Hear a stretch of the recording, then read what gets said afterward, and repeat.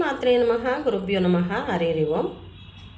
ಸರಸ್ವತಿ ದೇವಿ ಮಹಾಗೌರಿ ರೂಪದಲ್ಲಿ ದರ್ಶನ ನೀಡ್ತಾಳೆ ಅಂತಂದರೆ ನೋಡಿ, ಸರಸ್ವತಿ ಆಗೋಕ್ಕೆ ಗೌರಿಯಾಗಿ ಜೀವನ ಮಾಡಿದರೆ ಸರ್ವಮಂಗಳೆ ಸ್ವರೂಪ ಆಗಿ ನೋಡಿ, ಮಾಂಗಲ್ಯಕ್ಕೆ ಬೆಲೆ ಕೊಟ್ಟು ಹೆಣ್ಮಕ್ಕಳು ಕಷ್ಟನೋ ಸುಖನೋ ನಮ್ಮ ಪ್ರಾಪ್ತಿ ಇರೋದಿಷ್ಟೇ ಅಂತ ಹೇಳಿಬಿಟ್ಟು ಅವಳು ತಂದೆ ಮನೆ ಕರ್ಮನ ಆಚರಿಸೋಕ್ಕೆ ಇಲ್ಲಿ ಇನ್ನೊಬ್ಬರ ಮನೆ ಬೆಳಗೋದಕ್ಕೆ ಬರ್ತಾಳೆ.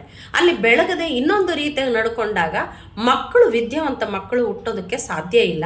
ಈ ಒಂದು ಅರ್ಥ ಸೂಕ್ಷ್ಮ ಅಡಗಿದೆ ನೋಡಿ.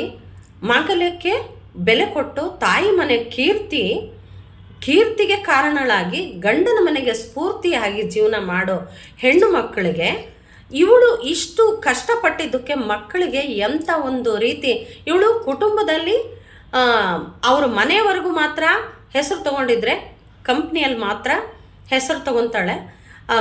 ಗಂಡು ಮಕ್ಕಳು ಇವ್ರ ಮಕ್ಕಳು ಇಡೀ ಕುಟುಂಬದಲ್ಲಿ ನಂಬರ್ 1 ಸೊಸೆ ಅಂತ ಅನಿಸ್ಕೊಂಡಿದ್ರೆ ಇಡೀ ಕಂಪ್ನಿಗೆ ಹೆಡ್ ಆಗಿರ್ತಾನೆ ಮಗ ಅಂತ ಹೇಳ್ಬೋದು.